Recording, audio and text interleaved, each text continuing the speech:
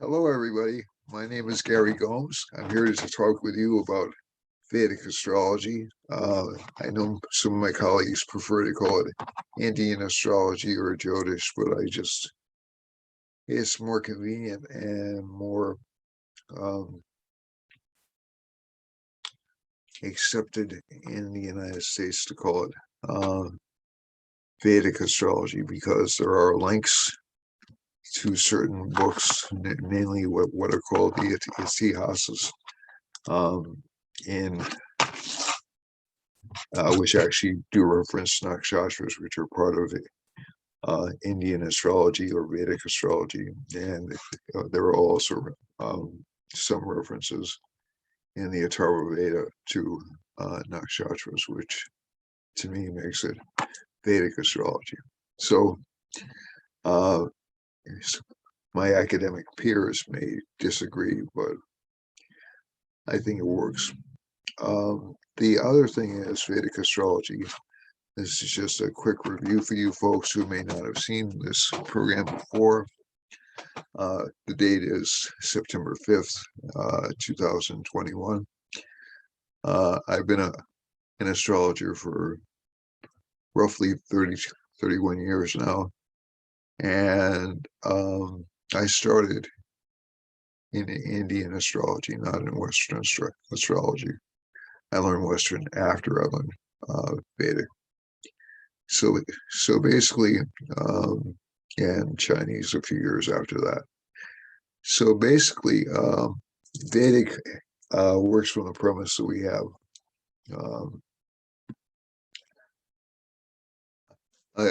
not a different zodiac, but a differently placed zodiac that we use for reference points. So essentially, every sign gets pushed back to where the signs are in the sky or where the fixed stars are in the sky. It's not perfect, so the references won't be exactly on point, but there's about a 23-degree difference between what's called the sidereal or star-based zodiac and a tropical zodiac, or what's used in Western astrology. So let's say if you're born in mid-February, your star sign or your sun sign is going to be basically right between Aquarius and Pisces. If you were born in I use November, let's say you were born in around November 30th, your sun sign will be in Scorpio, not in Sagittarius. So there is a difference in Vedic astrology in how we view the zodiac. There are also, and I like to go back over the orientation and the difference in the zodiacs from time to time. There's also a set of what I like to call signs behind signs in a Vedic chart called nakshatras, and nakshatras are essentially lunar mansions. So there are certain types of astrology which are basically almost entirely lunar. So the Hebrew zodiac is almost entirely lunar.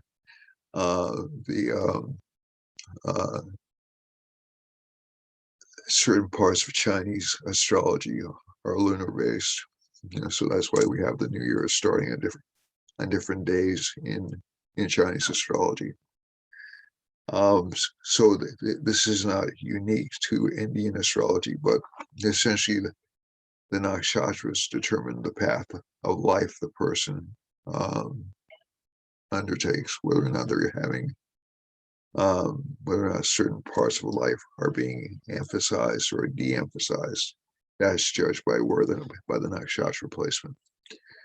And Indian astrology also has a wide variety of harmonic charts, which specialize in different parts of life, like career, children, marriage, education, general luck. Yes. So there are certain obvious differences between, or Western astrology and Indian Vedic, or if you want to call it by its given name, Jyotish, which is essentially Jyoti means life and Isha means soul or individual. So it's the light of the individual. That's how I like to translate it. So I'm going to go to show you where the planets are right now in the Indian chart, and I've been doing this show for about I'd say around 3 years now, roughly 3.5 years,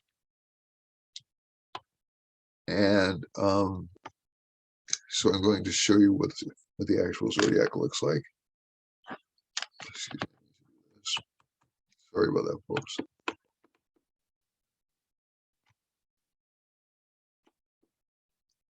And I also do, this also gets posted to YouTube. This also gets posted to a variety of sites, social media sites. And I also do co-presentations with Lolita Donatella Rubak and Dr. Simone, who are experts in various fields. And I also do, I also teach astrology at Direct Academy, American College of Vedic Astrology, and also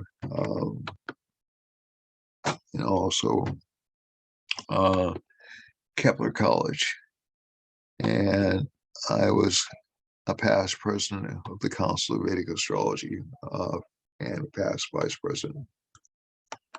So I've been pretty heavily involved. I've written articles for Mountain Astrologer and a variety of other publications, and I'm working on a book right now, and I'm working on a couple of other web pages.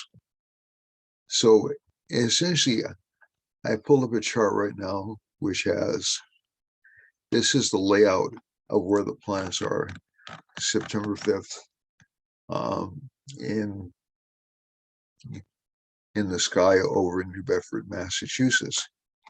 And so I'm going to talk about current events in the world and give you some brief explanations of where the planets are and how that's affected people recently. So Venus, the first planet I want to focus on, so these are all sign-based systems. And so this is Pisces, Aries, Taurus, Gemini, Cancer, Leo, Virgo, Libra, Scorpio, Sagittarius, Capricorn, Aquarius, and back to Pisces again. Now, these are sign-based systems. It's a sign-based chart. And if you look carefully, there are a couple of planets I want to lead your attention to. The first one is Venus. Venus is, you'll see, is at 29 degrees, 52 minutes. And that's in the sign of Virgo. Now, Venus doesn't like being in Virgo. It can create illnesses connected with Venus, with the areas of life that Venus rules. So people are having some problems with their kidneys or with their elimination systems. They're also probably having some relationship problems right now, although Mercury is essentially counteracting or counterbalancing that. And this is a phenomenon we've spoken about for several weeks called cancellation of debilitation. So debilitation is when a planet is in its worst possible sign. So Venus is in its worst possible sign, being in Virgo. And I've explained this in previous broadcasts, but what this means is Venus is essentially a big picture planet. It's really doesn't like details. It's good at math. Venus essentially actually, if a person has Venus in the first house, they're supposed to be good at calculation or at very least at conceptual mathematics. But the Mercury here makes it kind of calculating, and it can make it a little bit cold too. So Mercury-Venus conjunctions are happy. People are happy to learn things. They're happy to to analyze things, but they're also a little bit cautious about romantic involvements. So this particular pattern has been going on for about the past month. So romantic connections have been a little bit stressed or a little bit stretched thin. For those of you who are in relationships or have either been health problems or communications problems with relationship partners. And also Venus also affects money, so money's been a little bit tighter than it normally is for this particular combination. Where I'm also talking to you right now, and I think this is why I felt compelled to go back and go over the astrology, is the moon is in its new moon phase, so it's essentially really weak. The moon in Indian astrology becomes stronger as it moves away from the sun because the moon grows in strength by reflected light. And so the sun and the moon are the two brightest objects in the sky. They have a primary role in determining fame, recognition, prosperity. But if moon is weak, it hurts peace of mind. It hurts general public acceptance. So if we're looking at authority figures, and I looked at Joe Biden's chart extensively last week, this is bad for people in authority, in positions of authority. That Venus in Virgo means he's not going to get as much leeway as he normally does because of that critical nature of Venus in Virgo. Also, if we look over here, K2's in Scorpio, so there's a fear that there are things behind the scenes that we don't know very much about. It's aspected by Mars. That essentially is what is causing a lot of the problems with the withdrawal from Afghanistan. Mars will move out of this sign within a couple of days. So as I'm talking to you, we have two really important planets about to change signs. So Venus is going to change signs by the end of today. And Mars will change signs by tomorrow. Okay, so essentially both planets are moving into, I won't say for Mars it's moving into a better position, but I'll explain what it'll do. So Venus is moving into Libra. It'll make people a little bit more relaxed, a little bit calmer. Saturn is aspecting Venus. It'll make people more concentrated and focused on work and focused on jobs and less worried about money. But also that Saturn aspect will make Venus people or it'll make people kind of hardworking. This K2 in the 8th house for some people is causing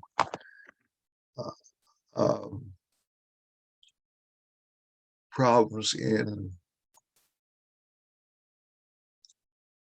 the elimination areas of life. So constipation, urinary problems, things like that. This is just very general. It doesn't necessarily apply to every single chart. But if people have been having those kinds of problems lately, that's really the planet that's causing that, especially through the aspect of Mars causing some pain to it. Within about a day or so, Mars will change signs. It'll go into Mercury sign, and it should relieve a lot of pressure in that part of life. Venus moving into Libra, like I said, it's a nicer position. Libra is Venus's second strongest sign. Its strongest is Pisces, but it's in its second strongest sign. But people won't feel comfortable. They'll feel a little bit anxious, a little bit overly critical, probably for about another couple of weeks. And when Venus is in the middle of the sign, people feel much calmer, much more relaxed, much more prosperous. Mercury over here is in its exalted position, so Mercury's in good shape by its sign placement. But that also means communication will tend to be ramped up a lot. And what will happen when Mars moves into conjunction with Mercury is you'll see a lot of I have to be careful with this one because people with Mars Mercury conjunctions are going to hate me. But basically, it makes it easier to make up things. It makes it easier for lawyers to have their way. It makes it easier to make up excuses. It makes it easier for political games to be played. Okay, so Mercury Mars combinations great for rapid thinking on your feet. Not so good for expecting honesty from people. But certain projects that have been held up, like let's say projects connected with getting things done or writing things, a lot of those obstacles will be taken care of rather quickly. So that's actually a good thing.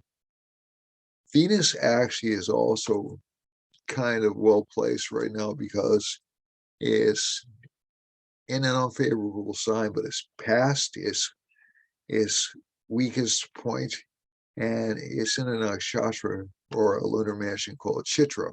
So let's talk about Chitra for a second. Chitra is a building nakshatra. So essentially, if you're trying to build a relationship or build anything, Venus will speed that process up over the next few days. The other planets we want to look at is Saturn is in its own sign. So we have one planet will have 1, 2, 3 planets in their own signs over the next couple of days. So that'll make Venus significations very obvious. It'll make communications better with Mercury, although, like I said, you can't trust every bit of communication because people will say things just in order to get things done. And people will also make up things just in order to win arguments. So that's essentially, it's not really untruthful, it's just really manipulative. The Mercury-Mars combination is really just manipulative. And also, Saturn is aspecting its friend Venus, and Venus is not aspecting its friend Saturn, but it's receiving some benefit from that.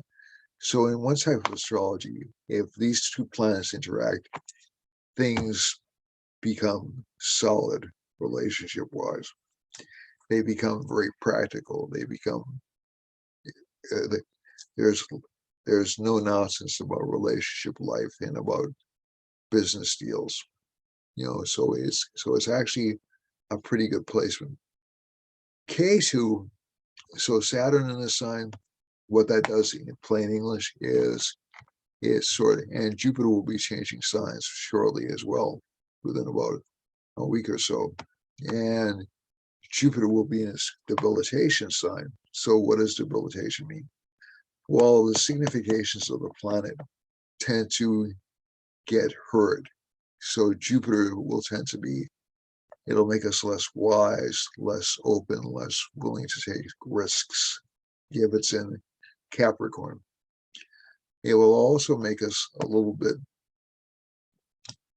stuck in our ways. That's maybe the best way to put it. So the person's got a really strong decision or a really strong opinion about politics or religion. Let's say Jupiter in Capricorn doesn't really minimize that. It actually makes the person more stubborn. So they'll try to hold on to things. The good thing of it is that if a person's extraordinarily dogmatic, the reality of the situation tends to overcome them. The sad part about it is it tends to dampen down optimism. So you're going to see this transit for about the next 2 months, really the next 3 months. And Jupiter will be in Capricorn. It'll slow down the economy. We're already seeing signs of that happening already. Certain parts of the economy will do better. Certain parts of the economy will do, especially, and government's reaction will be restrictive. It will be punitive. It will be harsh. So I think, and also you'll see what I would call ideology-driven politics. And that's from both sides of the spectrum. It's not just from the right or the left. It's from both sides of the spectrum. Ideology-directed politics will tend to solidify after that period, so you'll see much more cancel culture, much more, like I said, from both sides, not necessarily just from the left or the right. And you may even see some domestic violence because of Mars. Mars won't be aspecting the sign, thankfully, but I think because of Mars causing a lot of political conflict, that Jupiter-Saturn combination will tend to threaten stability in governments. So you'll see a lot of governments, not just in the United States, but a lot of governments around the world sort of threatened by this particular combination. Rahu's in Taurus, and if we're talking about Rahu's in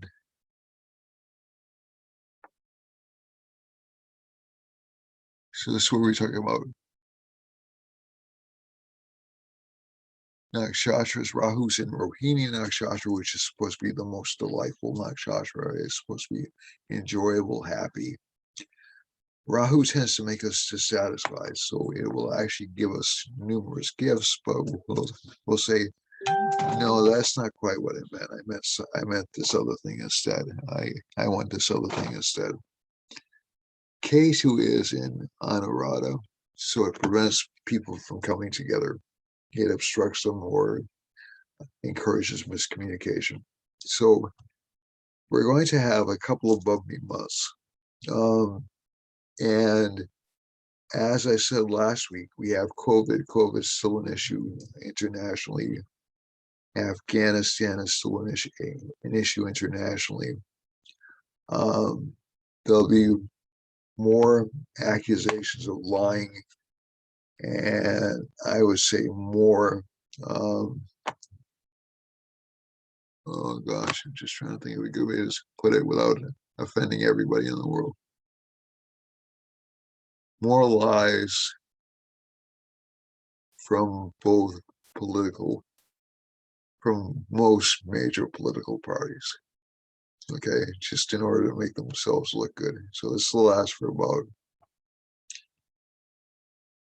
2 weeks, I would say, until Mercury moves into Libra and people will start to calm down. But I think folks will still be very argumentative over the next few months. It's not going to be an easy few months. And Jupiter moving out of Aquarius tends to mean we'll lose some progress made in fighting diseases. If Jupiter goes into Aquarius, when it goes back into Aquarius, you'll see, I would say, a ramp up. This will be around mid-December, a ramp up of efforts to shut down COVID once and for all. And you should see that actually a return to quote unquote normal or whatever passes for normal in this world, probably around March of next year. And actually, the funny thing of it is, based upon the chart, based upon the stats I'm seeing, the number of cases is increasing, that's for sure. Vaccination resistance has increased to a certain extent, but there's also a lot of panic because people really aren't analyzing the numbers and looking at it in terms of who is staying ill, who is, just in terms of like the raw numbers of who is dying, who is staying ill, who is getting better. And the mortality rate from COVID has gone way down. Okay, so that's something that you should keep in mind. But again, I'm not blowing it off. I'm not taking it lightly. It's it's still a serious problem, but from the chart is going to be used as a political cudgel over the next few months, the next couple of months. So let's go over. So what does this mean? So governments are going to be very active, very forceful.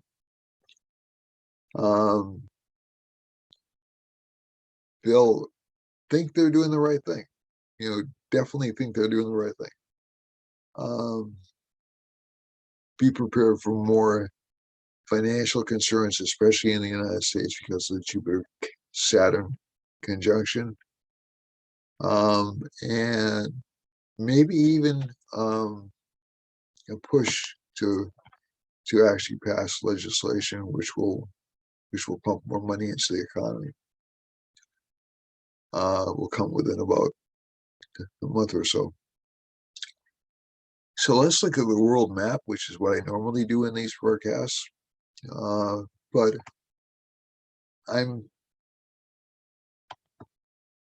one of my main things for anybody who's followed me over a long period of time is I don't like to see people panic. Because when you panic, you tend not to make the best decisions. So I'm tending not to panic when I see Jupiter go back into Capricorn, because it can actually shift some positions. It can actually encourage some reforms. I'm tending not to panic when I see Mars, Mercury, and Mercury go together, because basically part of life has to do with telling little untruths from time to time. It's just as long as they're not big untruths. And also, I'm very relieved of the Venus in Libra, mainly because it'll take a lot of pressure off of relationships and put more and make them more grounded. All right, so let's look and see where we're having some problems. We're having some problems. Okay, so Mars is next to Hawaii. That can present some problems with fires or with earthquake or volcanic activity. Mercury is close to Vancouver, but it looks like to me like the fires are going to be burning down, are going to be settling down just a little bit, excuse me, on the West Coast. So that's good. There'll still be some problems in California, in Southern California. And I haven't spoken about the Newsom election. I'm more leaning towards right now, because of the Jupiter and Capricorn combination, that he'll stay in office. But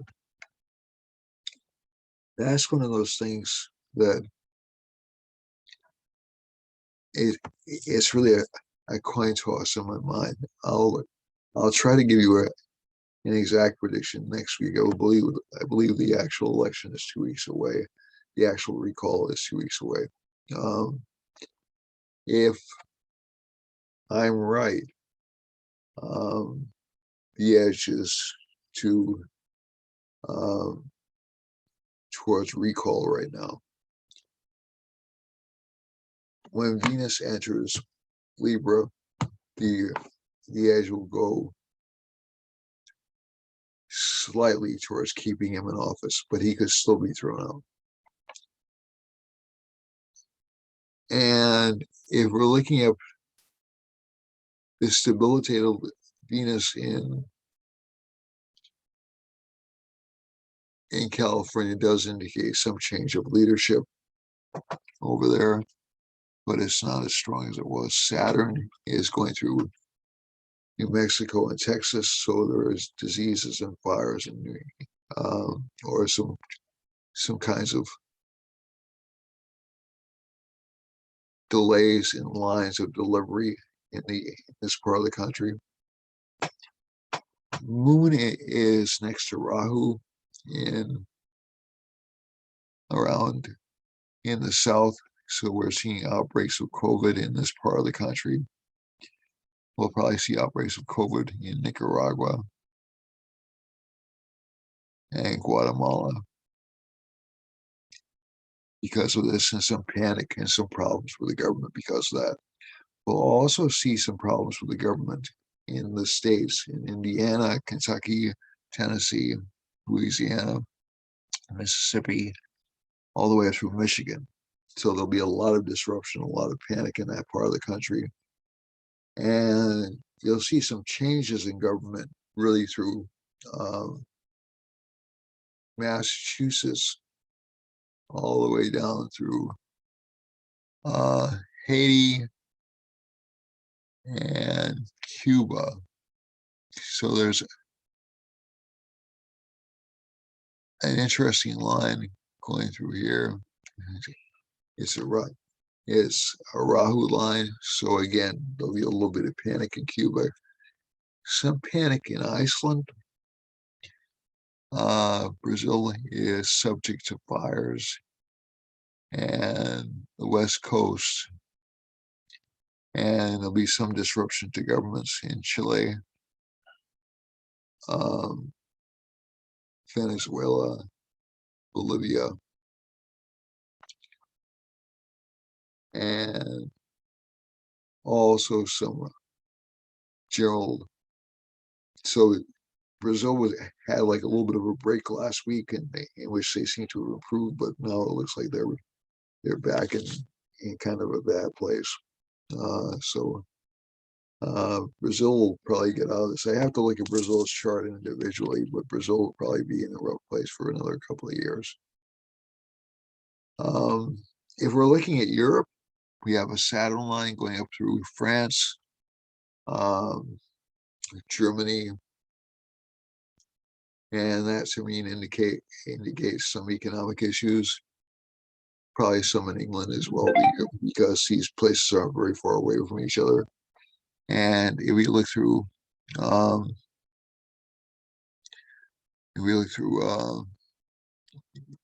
Italy, all the way into Poland, Eastern Europe, we're also looking at some dissatisfaction with government, some lack of supplies in that part of the world. Moon will give some change in government in Greece and Eastern European countries. The sun's going through Turkey right now, so that's actually not a bad condition for the sun, because the sun's in Leo right now. So that'll make the government stronger, but also more restrictive.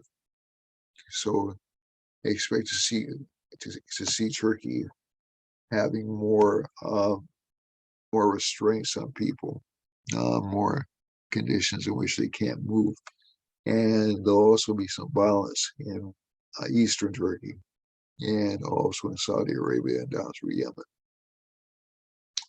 all through the east coast of Africa, pretty much. There's a Venus line going through Saudi Arabia down here, and also Iran. So Iran, we know it's been hit pretty hard by the virus, and also up into Iraq.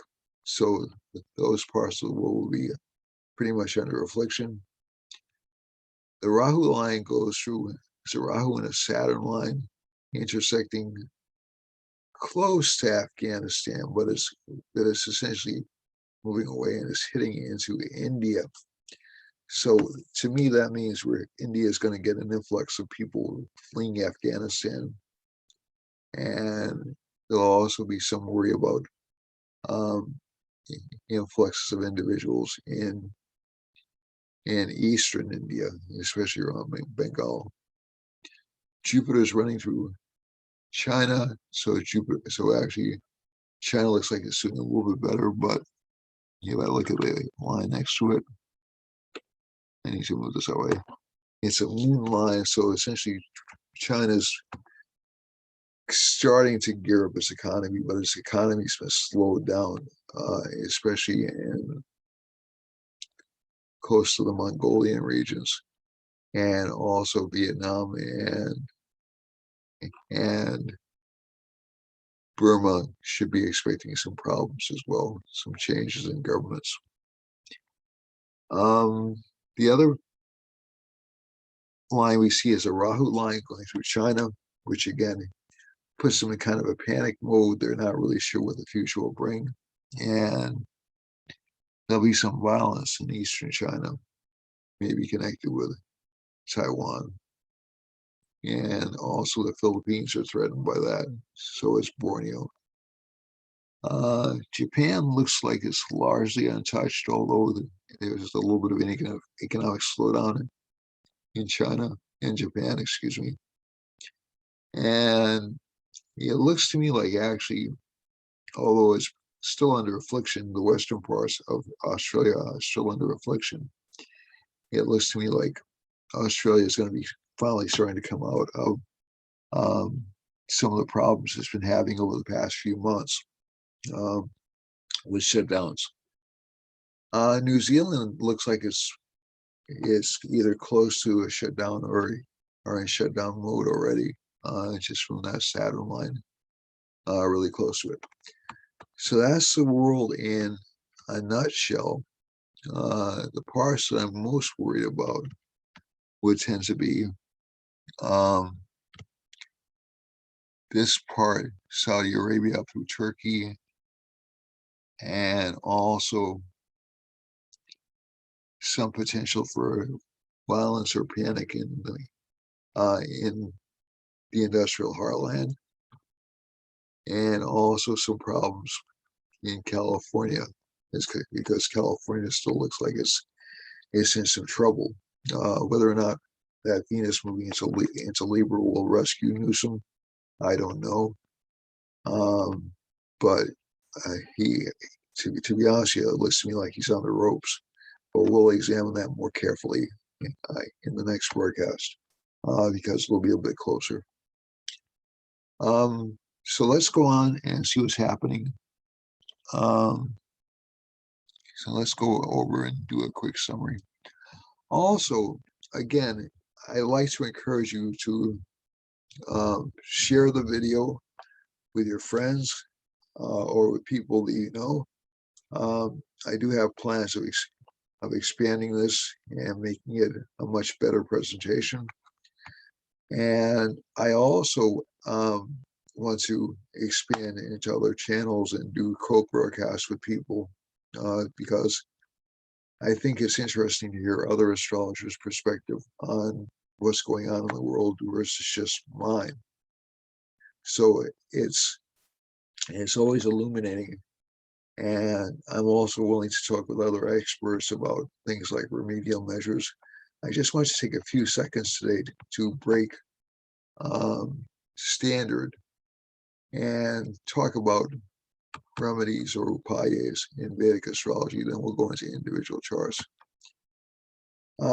Upayas are essentially remedies. They range everywhere from mantras, which are really not acts of worship. They're not prayers. They're more like vibrational energies. And the most common mantras prescribed for certain problems connected with the planets, though that the planets might be causing, would be mantras to the planets. But there are also mantras to various entities in India that can help a person. There are also prayers you can do if you're a Christian. There are prayers you can do to Saint Michael or other saints. They can serve in lieu of the Hindu deities. And if you're Islamic, there are certain rituals you can do, which will also, there are certain purification rituals you can do, and certain acts of worship you can do, which will actually bring you closer to God and help you with your particular sets of problems. So a lot of the rituals are also, and there are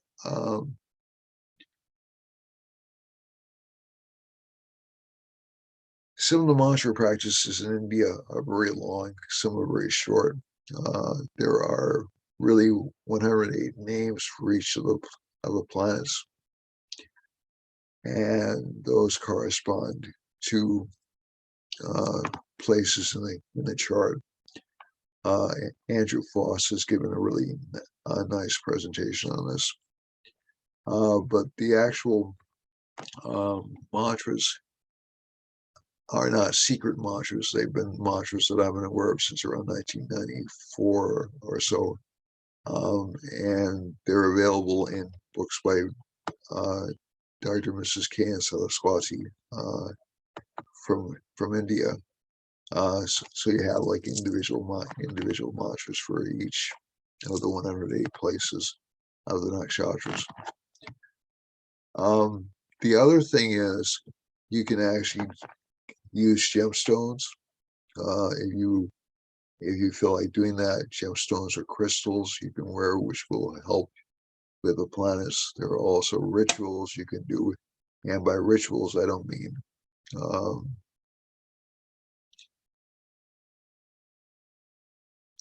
hiring a priest, although you can do that. By rituals I mean things like day-to-day rituals, like if you're having problems with Jupiter in your chart, you can give donations to teachers. If you're having problems with Venus in your chart, you can help out young women around the age of 16.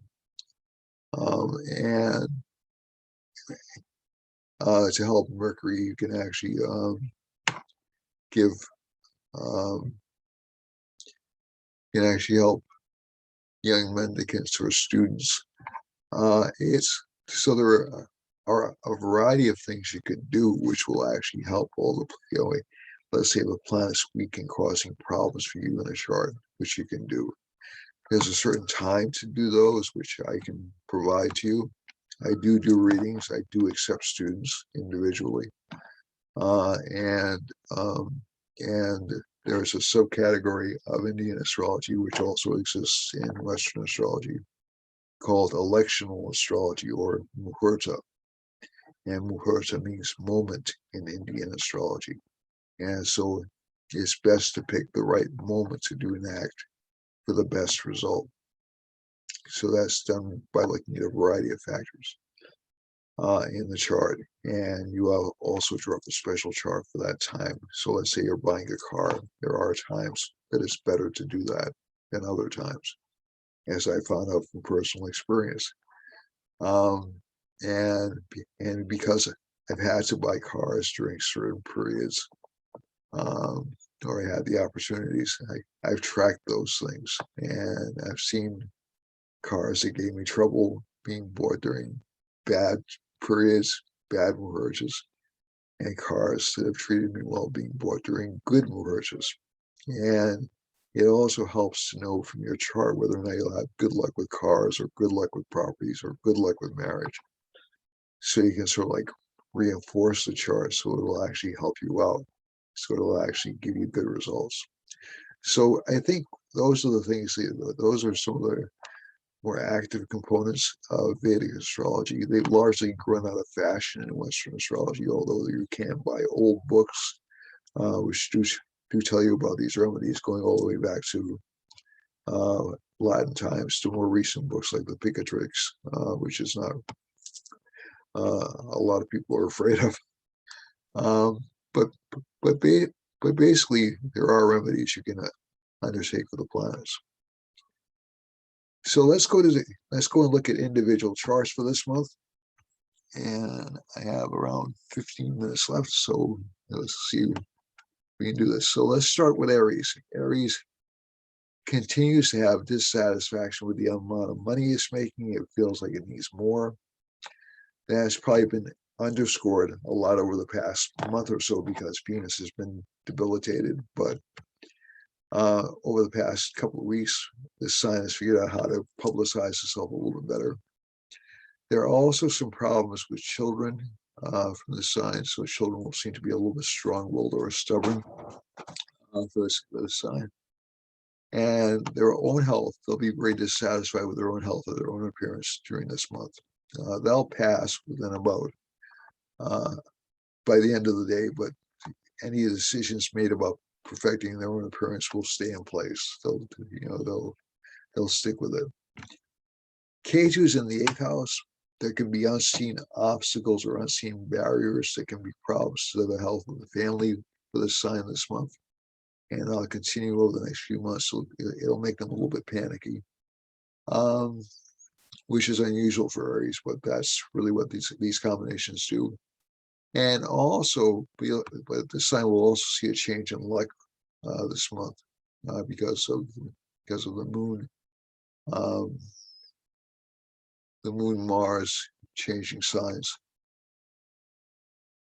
And Saturn is in the 6th house, so I'm sorry, Saturn is in the 10th house, so they'll be working very hard. And they'll also be able to reach a larger audience over the next couple of months and realize some gains from that around the end of the year. For Taurus, Taurus has a lot of emphasis on himself this month. He really wants to shine. He really wants to be happy. And the Lord of the sign is in the 5th house. It hasn't been too happy with children. It hasn't been too happy with its luck, although it is getting smarter and money's probably improved over the past couple of weeks. 3rd house Lord is the sun, is in the 4th house, so there'll probably be arguments at home. And that will abate within a couple of days as well. K2's in the 7th house. They're really not sure what's going on in relationship life. They feel a little bit constrained or a little bit unhappy with relationship life. Some people are really worried about losing relationship partners. That did happen a lot when Rahu and K2 was in this sign, but there were a cluster of other planets there. So usually separation won't occur unless there's a cluster of other planets in the same sign with Rahu and Ketu. 8th house Lord is Jupiter, is located in the 10th house, so the career will be connected with research. Luck will be good but slow, and financial gains will be good but slow.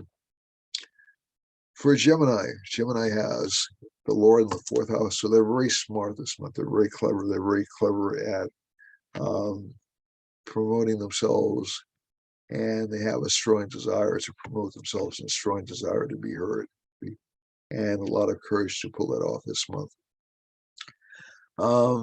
The 6th house Lord, the 5th house Lord is Venus, so there have been some problems with children, but those will pass. 6th house Lord, some strange illnesses or allergies they'll probably have experience. Relationship-wise, and it looks like relationship life is not really going to be contented for them until sometime after December, because Jupiter's going back into this obscure or hidden sign, this sign that really doesn't, it's really slow moving. And in terms of career life will also be a little bit slow. It'll be more research driven. They'll focus more on writing, more on expression than they will on actual public appearances.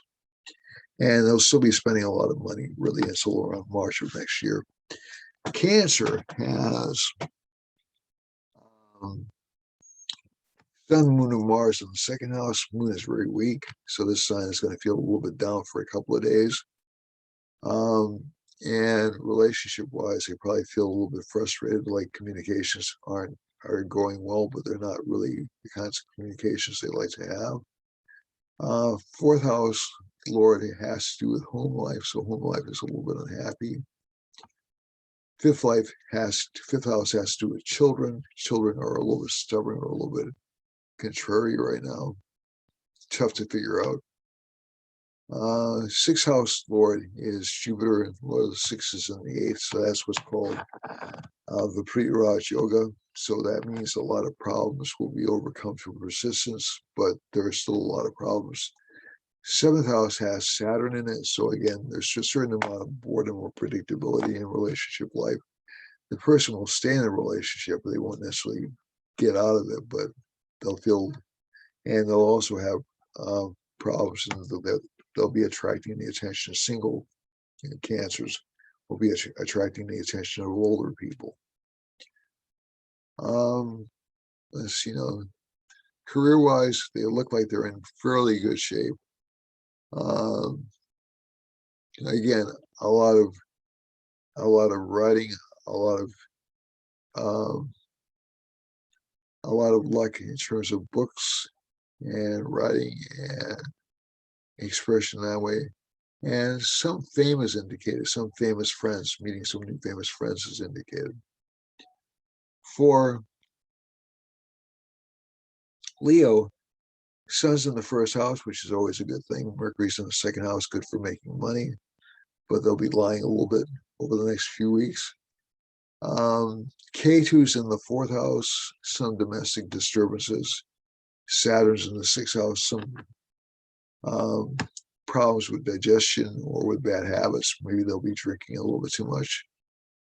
And Jupiter's in the seventh house, so relationship opportunities seemed very strong earlier this month, but they'll start to fade away within a couple of days. And Rahu's in the 10th house, so they'll actually achieve some degree of fame this month. For Virgo, Virgo has Venus and Mercury in the first house, creates a Raj Yoga, a wealth-producing combination for this planet, for this rising sign. Jupiter's in the sixth, though, so that means that luck has to be essentially asked for or for. And Saturn in the fifth means there'll be problems with children or problems with luck, and they'll be kind of isolated. Rahu's in the ninth house, so they'll have fame from overseas, fleeting fame, but fame nonetheless. And Sun, Moon, and Mars in the 12th house will give them a lot of expenses connected with the government. That's already happened. Libra has the Lord of the First in the 12th, but that'll change pretty quickly. The Lord of the First will be in the first, so this should be actually a relatively good time for Libra over the next week or couple of weeks or so. K2, again, lack of recognition, some unhappiness at home, some worry about health problems from partners or from people they're close to. Jupiter's aspecting Mars, and a lot of the health issues that relationship partners will be undergoing will be taken care of within about 3 days. And Rahu's in the 8th house over here. So again, there's a lot of obsession with like learning new things. And actually Sun, Mars, and Moon in the 11th house is actually good for career recognition and career fame. Venus and Mercury in the 11th house, good for communication, good for making new contacts and new friends. Not so good for money until tomorrow. Scorpio's in the first house, so he's talking about Scorpio extensively. Rahu's in the 7th house, so again, there's some dissatisfaction with relationship life, but that's okay, that'll pass. This sign will have a lot of courage this month, a lot of learning, but again, they'll start to go back into courage and they'll start to fade off a little bit. They'll start to focus more on money and security over the next month, 2 months, 3 months. And also, if we skip over, we don't have any planets in these signs. If we skip over to it's the 10th house, that'll actually give career success and career aspirations and financial success. So that's good for Scorpio. In terms of Sagittarius, Sagittarius has Saturn in the 2nd house, so it's been experiencing financial limitations for the past year or so. That's also the rising sign of the U.S. chart. And Jupiter is in the 3rd house, so it's been the U.S. has been hyper apologetic over the past year or so. And Rahu's in the 6th house, so there'll be some problems connected with foreign conflicts in foreign countries, which we've seen. The leadership is a little bit under stress right now. It'll be a little bit. So right now it's on the defensive. Within a couple of days, it'll be lying to protect itself. And the United States will also feel a little bit directionless over the next few months. But this is true for all Sagittarians. Okay, so until March. For Capricorn, Capricorn has good combinations. Jupiter's in the 2nd, and it'll go back to the 1st. That'll actually help the sign in terms of financial progress. And Rahu's in the 5th house, so children will seem to be greedy or ungrateful. We have Moon, Sun, Mars in the 8th house, so this sign will seem to have not a lot of confidence, or will be relying on financial benefits from windfalls. Luck hasn't been good. It's about to change to very good within about 2 days for this sign in terms of financial success and career success. And again, Capricorn shouldn't trust their friends right now. Aquarius has Rahu in the 4th, K2 in the 10th. I'm sorry, yes, K2 in the 10th. And that'll give a lot of responsibility connected with home life. Jupiter's been in the 1st house in this chart, so it's given it a lot more ambition and desire. And also, there'll be a certain amount of uncertainty over relationship life, what direction they want to go in relationship-wise, because this Venus in the 8th house has made them kind of relationship shy over the past months or so. That'll go away within about a day. Career-wise, again, not a lot of recognition, maybe even fear that position they're in will be eliminated, but that'll pass after March. And finally, Pisces has Rahu in the 3rd house, a lot of ambition, a lot of enemies, though, especially from people in authority. Some potential for relationship life, but I would wait to investigate it really until for a couple of months. I wouldn't jump into anything relationship-wise right now, especially with Venus being so weak. And it'll be weak for about another couple of weeks for this, another couple of months for this sign. And finally, K2 will give difficult or difficult to understand bosses, and also a lot of financial gains for the sign, but again, very slow moving. So I think that's about it for this week. I want to wish everyone a happy Labor Day. It's Rosh Hashanah for our Jewish friends, and so happy New Year. And I wish you all the blessings in the year to come. I'll be back next week. And in the meanwhile, take care of yourselves.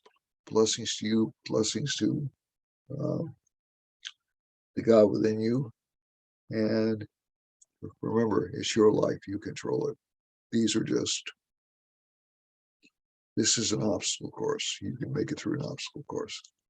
Okay? All right. Namaste. And I do accept readings, so keep that in mind. And I do accept students. Or else you can contact me through any of the schools that I mentioned at the beginning.